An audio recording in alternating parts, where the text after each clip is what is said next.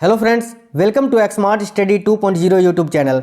आधुनिक भारत का इतिहास, संपूर्ण निचोड़, टॉप 100 मल्टीपल चॉइस क्वेश्चंस। साथियों, इंडियन हिस्ट्री के ये बहुत ही महत्वपूर्ण प्रश्न हैं, हार्ड वाले क्वेश्चन हैं, जिस टाइप से क्वेश्चंस अभियो के पेपर में आपसे पूछे जा रहे हैं। बिल्कुल अब इसी प्रकार के प्रश्न पेपर में आ रहे हैं, जो क्वेश्चन आपको आज इस क्लास में करवाएंगे। चाहे आप किसी भी एग्जाम की तैयारी कर रहे हो, चाहे यूपी पुलिस कांस्टेबल का पेपर हो, यूपीएसआई का पेपर हो, आपका एसएससी जीडी कांस्टेबल के लिए आप तैयारी कर रहे हो, एसएससी का अन्य कोई एग्जाम हो जैसे कि SSC CGL, CHSL, MTS, CPO, इसके अलावा साथियों Bihar police, MP police, Rajasthan police, सभी प्रकार के एग्जाम्स के लिए हेल्पफुल होंगे।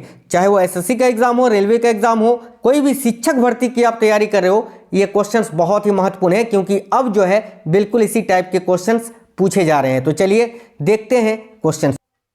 आधुनिक भारत का इतिहास हिस्ट्री जीके के क्वेश्चन में से टॉप 100 हार्ड क्वेश्चन आज हम लोग करेंगे। तो पहला क्वेश्चन आपके स्क्रीन पर है।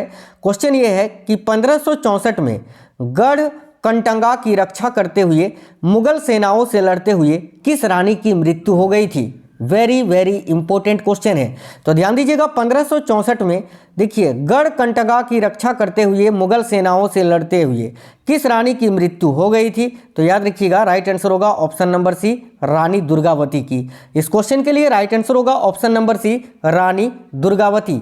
आगे देखिए, निम्नलिखित में से कौन मध्य प्रदेश का एक विरासत स्थल है? तो साथियों देखिएगा, इनमें से कौन सा एक है जो कि मध्य प्रदेश का देखिएगा एक विरासत आपका स्थल है? तो ध्यान से देखिएगा, यहाँ पर आपका राइट आंसर होगा भीमबेटका। भीमबेटका जो है ये साथियों मध्य प्रदेश में स्थित एक विरासत स्थल है। तो राइट आंसर आएगा option number A, Bhimbetka. Hampi आपका कर्नाटक में है, सासाराम बिहार में है, याद रखना। आगे देखिए, 1799 में महाराजा सवाई प्रताप सिंह ने किस भारतीय स्मारक का निर्माण किया था? तो देखिए, 1799 ईस्वी में महाराजा सवाई प्रताप सिंह ने किस भारतीय स्मारक का निर्माण किया था, ये पूछा जा रहा है आपसे। तो याद रखना, करेक्ट आंसर होगा ऑप्शन नंबर ए, हवा महल का। हवा महल वर्तमान भारत के किस स्थान पर स्थित है? तो याद रखिएगा, जयपुर में स्थित है ये, ठीक है, जयपुर में। आगे देखिए, नेक्स्ट क्वेश्चन है। देखिए, सफदरजंग का मकबरा एक बगीचे के बीच में स्थापित है, इसे शुजाउद्दौला ने कहाँ पर बनवाया था? तो देखिए, सफदरजंग का जो मकबरा है एक बगीचे के बीच में स्थापित है, इसे शुजाउद्दौला ने कहाँ पर बनवाया था, ये पूछा जा रहा है। तो साथियों याद रखना, करेक्ट आंसर आएगा ऑप्शन नंबर बी, दिल्ली में बनवाया था, ठीक है। आगे देखिए, निम्नलिखित में से किस राजा को नेपाल राज्य का संस्थापक माना जाता है? तो नेपाल राज्य का संस्थापक इनमें से किस राजा को माना जाता है? तो याद रखिएगा, पृथ्वी नारायण शाह को। देखिए, पृथ्वी नारायण शाह को नेपाल राज्य का संस्थापक माना जाता है। तो याद रखना, करेक्ट आएगा ऑप्शन नंबर सी। आगे देखिए, किस वर्ष में ईस्ट इंडिया कंपनी को पूर्व और दक्षिण पूर्व एशिया और भारत के साथ व्यापार के शोषण के लिए संयुक्त किया गया था? बहुत ही महत्वपूर्ण प्रश्न है साथियों। मैं हर क्वेश्चन में आपको महत्वपूर्ण नहीं बोलूंगा, क्योंकि 100 में 100 क्वेश्चन जो है बहुत ही महत्वपूर्ण है। तो देखिए, किस वर्ष में ईस्ट इंडिया कंपनी को पूर्व और दक्षिण पूर्व एशिया और भारत के साथ व्यापार के शोषण के लिए संयुक्त किया गया था? तो याद रखिएगा, 1600 ईस्वी में। Option number D correct answer होगा 1600। आगे देखिए, निम्न में से किस स्थान पर वाडियार वंश द्वारा शासन किया गया था? तो वाडियार वंश ने कहां पर शासन किया था, यह पूछा जा रहा है। तो करेक्ट आएगा मैसूर में, ऑप्शन नंबर ए, मैसूर। आगे देखिए, भारत के किस राज्य पर अहोम वंश का शासन था? तो ध्यान से देखिएगा, भारत का वो कौन सा राज्य था जहां पर अहोम वंश का शासन था? तो वर्तमान में असम, याद रखना, ठीक है। असम राज्य में जो है ना अहोम वंश का शासन था। ये वेरी वेरी इंपॉर्टेंट क्वेश्चन है, याद रखिएगा, असम में। आगे देखिए, निम्न में से कौन अवध के अंतिम नवाब थे? तो ध्यान देना, अवध के अंतिम नवाब कौन थे? तो क्या आंसर होगा साथियों? वाजिद अली शाह। देखिए, वाजिद अली शाह जो है ये अवध के अंतिम नवाब थे। अवध लखनऊ का ही प्राचीन नाम है, पुराना नाम है, याद रखना। आगे देखिए, गुवाहाटी शहर का ऐतिहासिक नाम क्या था, यह पूछा जा रहा है। तो ध्यान दीजिएगा, गुवाहाटी शहर का जो ऐतिहासिक नाम था वो था साथियों प्राग ज्योतिषपुर। वेरी इंपॉर्टेंट क्वेश्चन है, प्राग ज्योतिषपुर जो कि गुवाहाटी शहर का ऐतिहासिक नाम था, याद रखना। अगला है, 19वीं सदी में मध्य भारत में सतनामी आंदोलन की शुरुआत किसके द्वारा की गई थी? तो देखिएगा, सतनामी आंदोलन की शुरुआत किसके द्वारा की गई थी? तो करेक्ट आएगा गुरु घासीदास के द्वारा। याद रखना, गुरु घासीदास ने जो है 19वीं सदी में, ठीक है, मध्य भारत में सतनामी आंदोलन की शुरुआत की थी। तो यहाँ आपका राइट आंसर होगा गुरु घासीदास। आगे देखिए, लाल किला में आयोजित दृश्य कला प्रदर्शनी में इनमें से कितनवीं शताब्दी से भारत की स्वतंत्रता तक की कलाकृतियों का प्रदर्शन किया गया?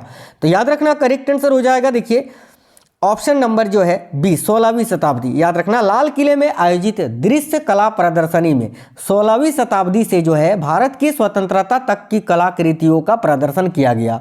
तो राइट आंसर होगा ऑप्शन नंबर बी 16वीं शताब्दी। याद रखना। आगे देखिए कलकत्ता ब्रिटिश इंडिया की राजधानी कब बनी थी? तो कलकत्ता जो है ब्रिटिश इंडिया की राजधानी किस वर्ष में बनी थी ये पूछा जा रहा है। तो राइट आंसर होगा 1772 ईस्वी में। याद रखना 1772 में कलकत्ता जो है साथियों ब्रिटिश इंडिया की राजधानी बनी थी।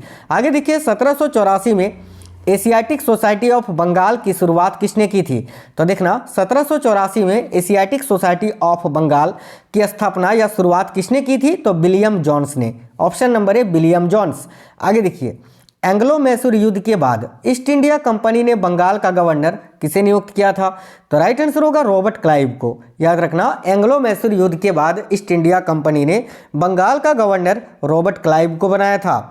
नेक्स्ट क्वेश्चन है देखिए मरोपंत तांबे। देखिए मरोपंत तांबे तथा भागीरथी सप्रे की बेटी इनमें से किस रूप में प्रसिद्ध हुई थी?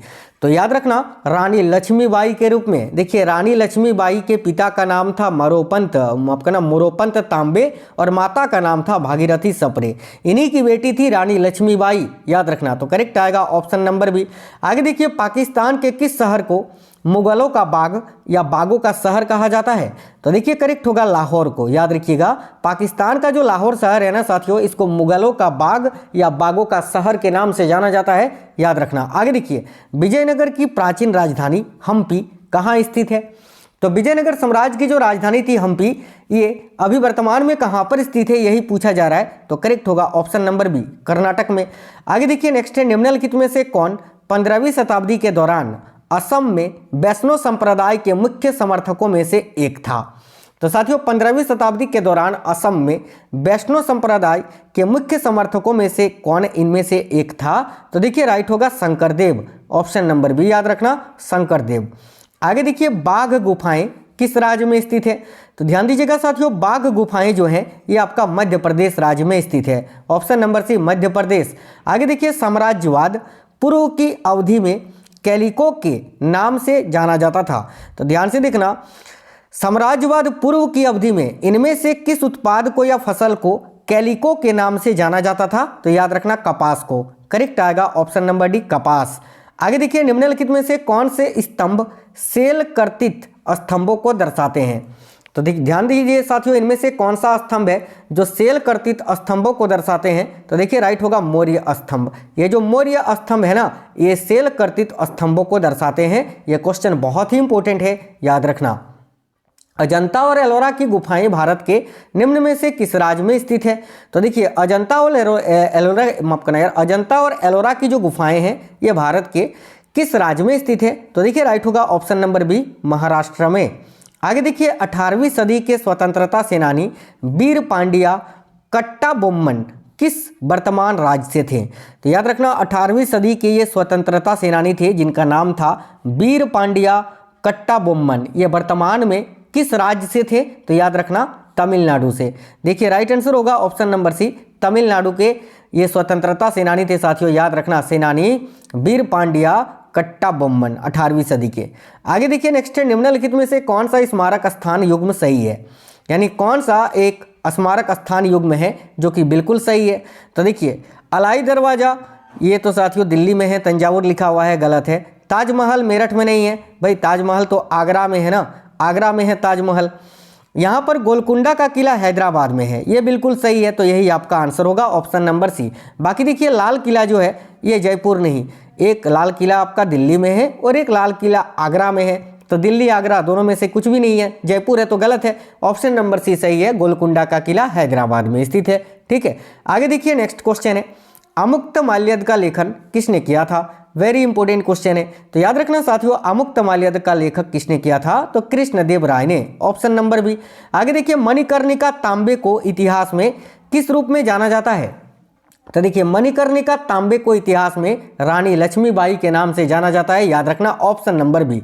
आगे देखिए लगभग 600 साल तक गुमनाम रहने के बाद किस वर्ष सांची की खोज की गई थी? लगभग 600 साल तक गुमनाम रहने के बाद किस वर्ष सांची की खोज की गई थी?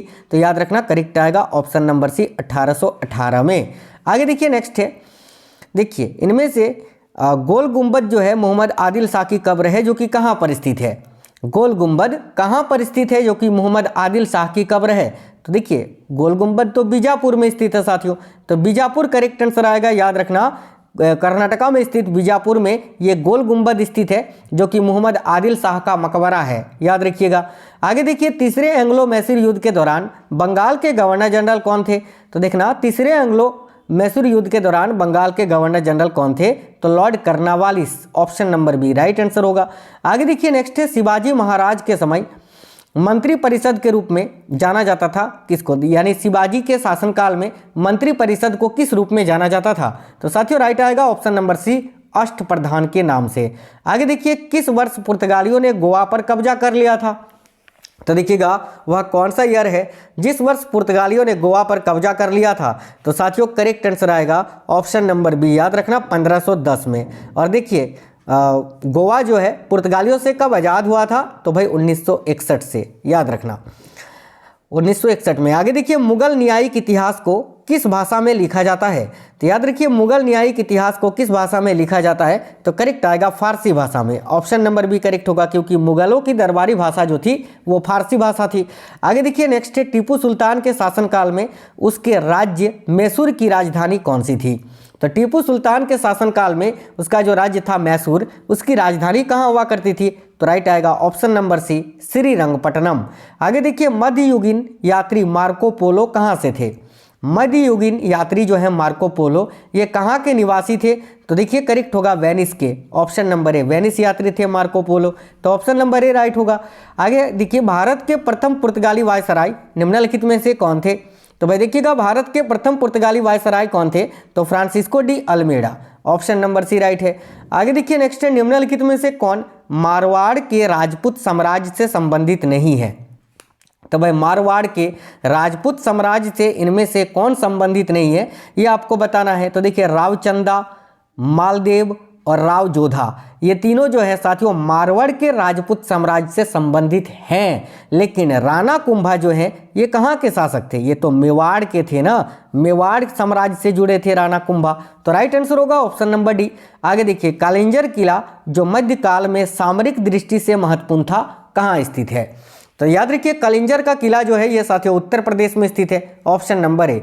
अगला है किस वर्ष भारत का प्रशासन महारानी विक्टोरिया की उद्घोषणा द्वारा ब्रिटिश सम्राट के हाथों में हस्तांतरित किया गया था? काफी अच्छा क्वेश्चन है। देखिए किस वर्ष भारत का प्रशासन महारानी विक्टोरिया की उद्घोषणा द्वारा ब्रिटिश सम्राट के हाथों में हस्तांतरण किया गया था? तो 1858 में। देखिए महारानी विक्टोरिया को 1858 में भारत की सामग्री नियुक्त किया गया था, याद रखना सामग्री, ठीक है। आगे देखिए नेक्स्ट है, किंग जॉर्ज पंचम ने भारत का ताज किस वर्ष ग्रहण किया था? तो भाई ध्यान दीजिए किंग जॉर्ज पंचम ने भारत का ताज जो है ये 1911 में ग्रहण किया था, ऑप्शन नंबर डी करेक्ट होगा। अगला क्वेश्चन है 1757 में अलीवर्दी खान की मृत्यु के बाद बंगाल का नवाब कौन था? तो 1756 में अलीवर्दी खान की जब मृत्यु हो गई उसके बाद बंगाल का नवाब कौन बना था ये पूछा जा रहा है। तो देखिए करेक्ट आंसर होगा Sirajuddaula, option number B correct होगा। आगे देखिए 1498 में किस खोजकर्ता ने भारत तक एक समुद्री मार्ग की खोज की थी? तो सिंपल सा क्वेश्चन है, करेक्ट आएगा वास्को डी गामा ने, ऑप्शन नंबर डी। आगे देखिए निम्नलिखित में से किसने पहली बार भगवद गीता का अंग्रेजी में अनुवाद किया था? तो भगवद गीता का अंग्रेजी में अनुवाद सबसे पहली बार किसने किया था? तो चार्ल्स विल्किंस ने, याद रखिए option number C Charles Blinks, याद रखना। आगे देखिए नेक्स्ट है, निम्नलिखित में से 1947 में हैदराबाद का निजाम कौन था? तो भारत की आज़ादी के समय हैदराबाद का निजाम कौन था? देखिएगा करेक्ट आएगा option number B Usman Ali. आगे देखिए मध्ययुगीन इंडो इस्लामिक वास्तुकला के संदर्भ में निम्नलिखित में से कौन सा पिसातक का अर्थ था, है ना, या पिस्ताक का अर्थ था? तो देखिए मध्ययुगीन इंडो इस्लामिक वास्तुकला के संदर्भ में देखिए ये जो पिस्ताक है इसका अर्थ क्या होता था? तो करेक्ट आएगा लंबा प्रवेश द्वार, ऑप्शन नंबर सी। देखिए यह मस्जिदों और महलों जैसी इमारतों के धनुष्कार उद्घाटन के चारों ओर एक आयताकार फ्रेम है, ये आपको याद रखना है, ये जो पिस्ताक है ना, याद रखना। आगे देखिए मुगल सम्राट शाह आलम ने इनमें से किस वर्ष में ब्रिटिश ईस्ट इंडिया कंपनी को बंगाल प्रांत के दीवान के रूप में नियुक्त किया था?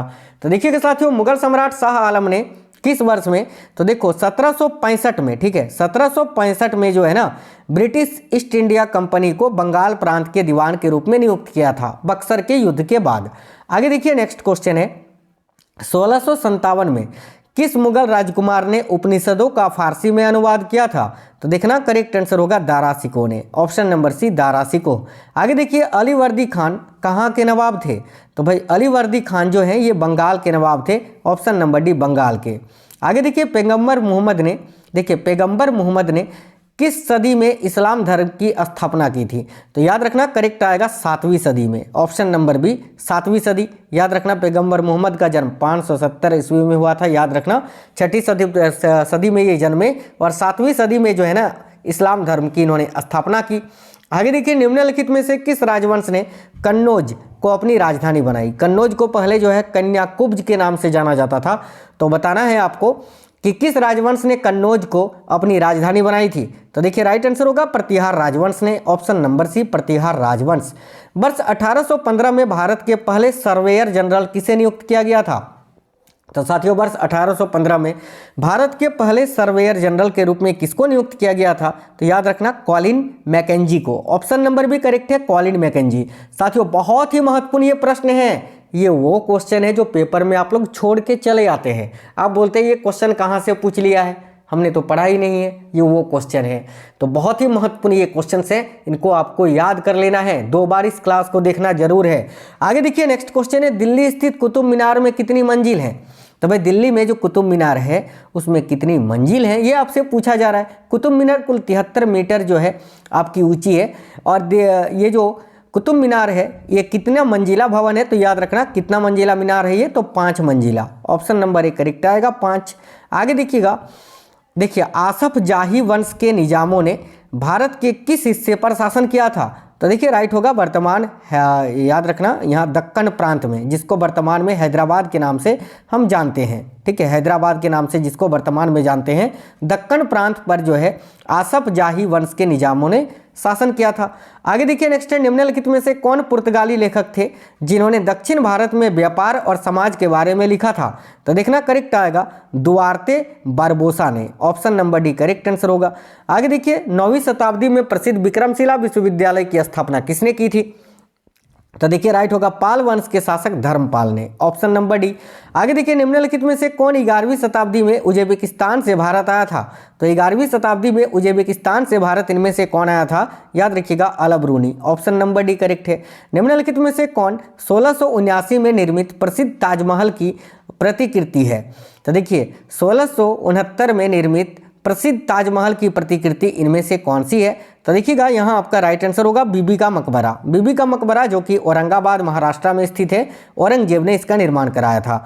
आगे देखिए निम्नलिखित विदेशी यात्रियों में से कौन अपने संबंधित देश के साथ सही ढंग से मेल नहीं खाता है जिसमें या जिससे वे रहते हैं? तो देखिएगा मार्को पोलो जो है, मार्को पोलो मैंने अभी आपको बताया साथियों कि वो वेनिस यात्री थे, ठीक है।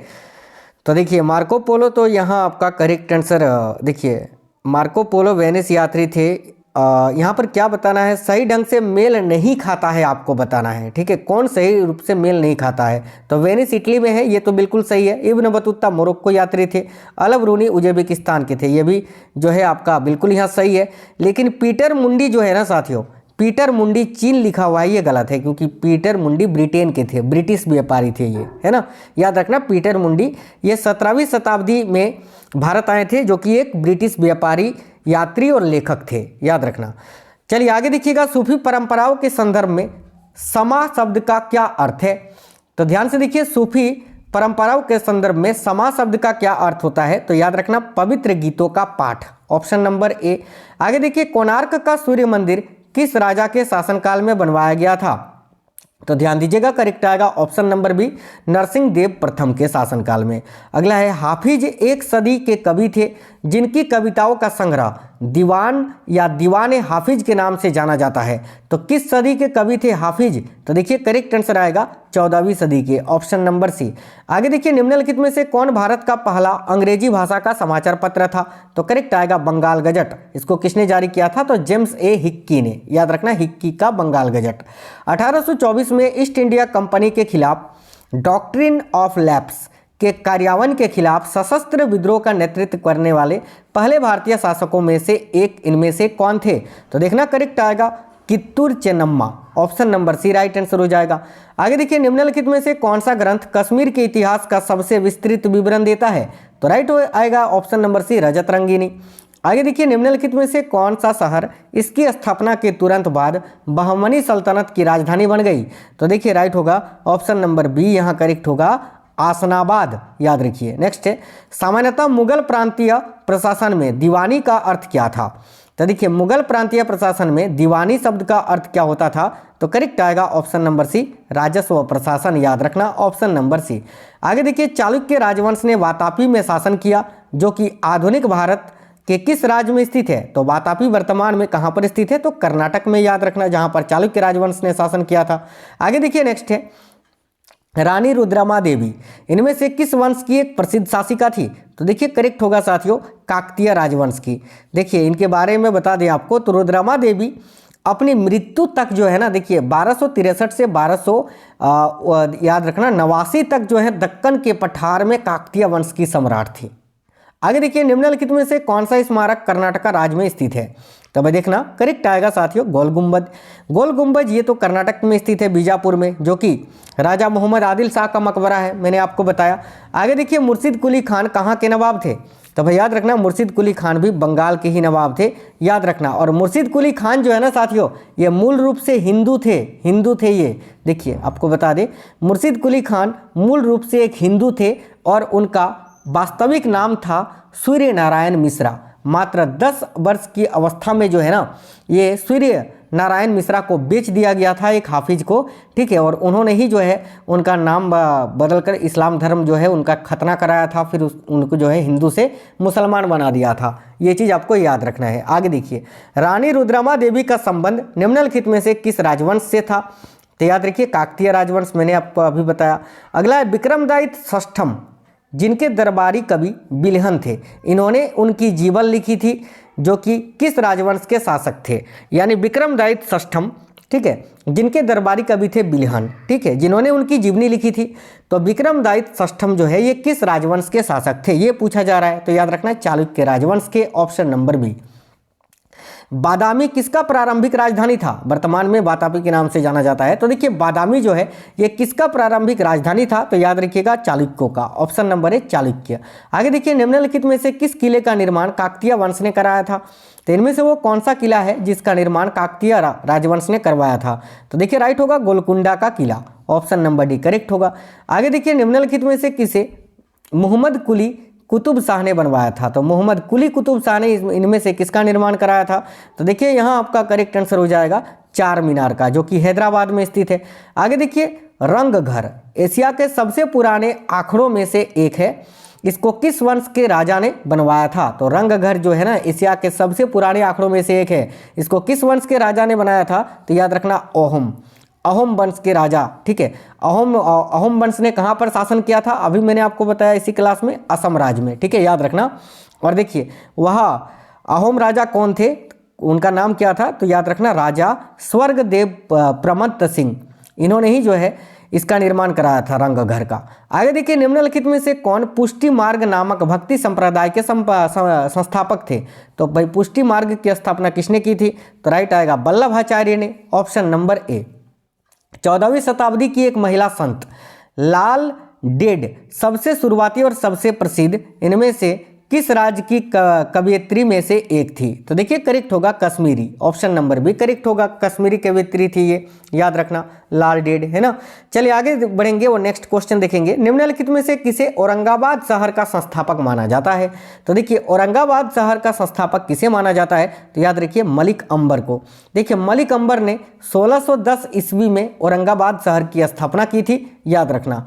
आगे देखिए, निम्नलिखित में से कौन सूर्यवंशी गजपति वंश का संस्थापक था जिसने 15वीं शताब्दी में उड़ीसा और आंध्र प्रदेश के कुछ हिस्सों पर शासन किया था? तो देखिएगा, निम्नलिखित में से कौन सूर्यवंशी गजपति वंश का संस्थापक था जिसने 15वीं शताब्दी में उड़ीसा और आंध्र प्रदेश के कुछ हिस्सों पर शासन किया था? तो याद रखना ऑप्शन नंबर डी करेक्ट होगा। देखिए, कपिलेंद्र देव ने, कपिलेंद्र देव यहाँ राइट होगा, ऑप्शन नंबर डी।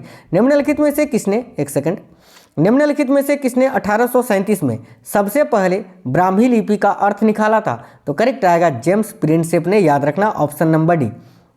भारत में फ्रेंच कॉलोनी की राजधानी कौन सा शहर था? तो देखना, भारत में फ्रेंच कॉलोनी की राजधानी कौन सा शहर था? तो याद रखना पांडिचेरी, ऑप्शन नंबर बी।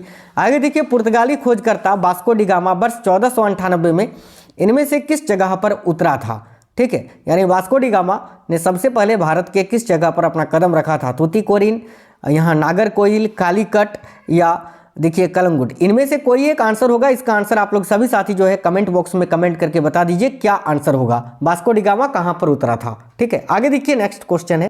देखिए, लाल किले में मुगल अस्तित्व किसके पतन के साथ समाप्त हुआ? तो साथियों, लाल किले में मुगलों का अस्तित्व जो है वो किसके पतन के साथ समाप्त हो गया? तो राइट आएगा बहादुर शाह जफर के, ऑप्शन नंबर डी। आगे देखिए, निम्नलिखित में से कौन सी संधि ने पेशवा बाजीराव द्वितीय के स्वतंत्र अस्तित्व को समाप्त कर दिया? तो देखिए राइट होगा ऑप्शन नंबर सी, बेसिन की संधि ने, ऑप्शन नंबर सी बेसिन की संधि। पानीपत में मराठे पराजित क्यों हुए? देखिए, पानीपत का जो तीसरा युद्ध हुआ था 1761 में अहमद शाह अब्दाली और मराठों के बीच में, इसमें मराठे हार गए थे। क्यों? तो देखिए ऑप्शन नंबर बी, मराठे शक्ति जो है अफगानों के बराबर नहीं थे, इसी कारण ऑप्शन नंबर बी यहाँ राइट होगा। आगे देखिए नेक्स्ट है, रंजीत सिंह की राजनीतिक राजधानी लाहौर थी, किस नगर को उसकी धार्मिक राजधानी कहा जाता था? तो देखिए राइट होगा, याद रखिए अमृतसर को, ऑप्शन नंबर ए। नाना साहेब के नाम से कौन प्रसिद्ध था? तो भाई नाना साहेब के नाम से कौन प्रसिद्ध था? तो देखिए करेक्ट आएगा, याद रखना इस क्वेश्चन के लिए करेक्ट होगा option number B, Balaji Bajirao. देखिए, नाना साहेब को पकड़ने के लिए जो है ना अंग्रेजों ने साथियों 1 लाख का नगद पुरस्कार रखा था। कब? 1857 की क्रांति के समय, याद रखना। और नाना साहेब का ही जो है ये वास्तविक नाम था बालाजी बाजीराव।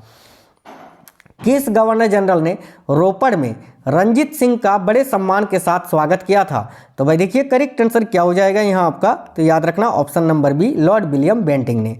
आगे देखिए नेक्स्ट क्वेश्चन है, बड़ा इमाम बाड़ा ये कहाँ पर स्थित है? तो भाई बड़ा इमाम बाड़ा ये लखनऊ में स्थित है, ऑप्शन नंबर बी लखनऊ। अगला क्वेश्चन है, सिख सेना क्या कहलाती थी? तो देखिए, जो सिख सेना होती थी वो खालसा के नाम से जानी जाती थी, याद रखना ऑप्शन नंबर सी खालसा। अगला क्वेश्चन है, बहादुर शाह कौन था? तो देखिए, बहादुर शाह जफर जो है ये अंतिम मुगल शासक थे, ऑप्शन नंबर सी अंतिम मुगल शासक। आगे देखिए, अंग्रेजों ने भारत में अपनी पहली फैक्ट्री कहाँ पर स्थापित की थी? तो भाई अंग्रेजों ने भारत में पहली फैक्ट्री कहाँ पर स्थापित की थी साथियों? तो याद रखना सूरत में, ठीक है, सूरत करेक्ट आएगा। आगे देखिए, निम्नलिखित में से किस घटना ने ब्रिटिश ईस्ट इंडिया कंपनी को बंगाल सूबे का वास्तविक स्वामी बना दिया? तो देखिए राइट होगा बक्सर की लड़ाई में, याद रखना बक्सर की लड़ाई ने, ठीक है, जो कि 1764 में लड़ी गई थी। अंग्रेजों ने निम्नलिखित स्थानों पर जिस क्रम में अपने व्यापार केंद्र स्थापित किए उनका सही कालानुक्रम क्या है? तो देखिए, अंग्रेजों ने सबसे पहले मैंने आपको बताया सूरत में अपनी फैक्ट्री बसाई थी, ठीक है, उसके बाद मद्रास में, फिर बम्बई में और फिर उसके बाद जो है कलकत्ता में। तो ऑप्शन नंबर सी राइट होगा, याद रखना। निम्नलिखित में से कौन सी भारत में फ्रेंच बस्ती नहीं है? तो देखिए, भारत में इनमें निम्नलिखित में से कौन सी भारत में फ्रेंच बस्ती नहीं थी? तो पांडिचेरी थी, माहे है और चंद्रनगर भी है, ये गोवा नहीं है। तो करेक्ट आएगा ऑप्शन नंबर सी गोवा।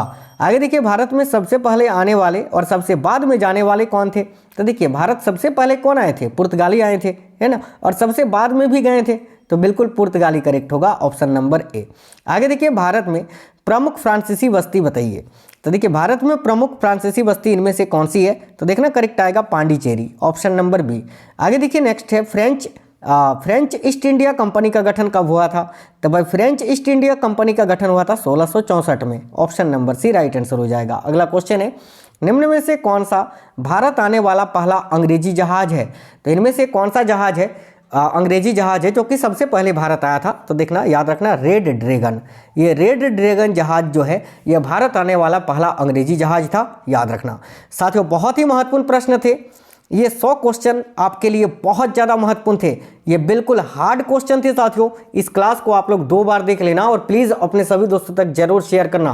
बहुत एनालिसिस के बाद जो क्वेश्चंस अभी पूछे जाते हैं और आप लोग पेपर में छोड़कर चले आते हैं, वो क्वेश्चंस मैंने आपको आज इस क्लास में कंप्लीट कराया। अब इस क्लास को देख लिए, एक बार और देख लेना, उसके बाद पेपर देने जाना, आपका पेपर में क्वेश्चन नहीं छूटेगा। अगर इससे क्वेश्चन, इस टाइप के हार्ड क्वेश्चन में से आपको इसमें से कोई भी क्वेश्चन दिखे तो बिल्कुल आसानी से आप लोग आंसर कर सकते हैं। तो साथियों, क्लास को एक लाइक करना आपका कर्तव्य है, लाइक कर देना और अपने सभी दोस्तों तक जरूर शेयर कर देना। और अगर आप में से कोई भी साथी नए हैं तो चैनल सब्सक्राइब करके बेल आइकन को ऑन कर लेना, इससे हर क्लास का नोटिफिकेशन आपको मिलता रहेगा। तो मिलेंगे नेक्स्ट वीडियो में, तब तक स्वस्थ रहें। जय हिंद, वंदे मातरम।